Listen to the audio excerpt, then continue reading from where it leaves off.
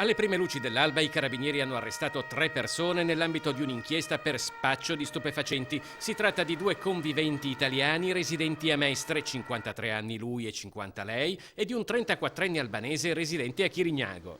L'indagine era iniziata nel 2014 ed era stata ribattezzata Bauta, l'antica maschera tipica del veneziano, proprio come quella venduta nel laboratorio artigianale di cui è titolare uno degli arrestati. Ed è stato quel negozio di maschere il fulcro dell'indagine, è lì che avveniva la maggior parte dello spaccio. Dietro la copertura del laboratorio si nascondeva infatti un grosso giro d'affari nel mercato della marijuana.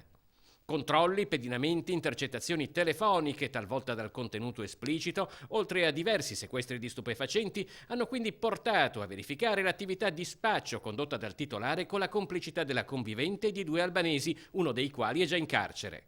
Durante il blitz sono state perquisite anche le abitazioni degli arrestati e il negozio di maschere. In totale sono stati trovati 750 grammi di marijuana e 1,7 kg di hashish, suddiviso in vari pezzi ed ovuli.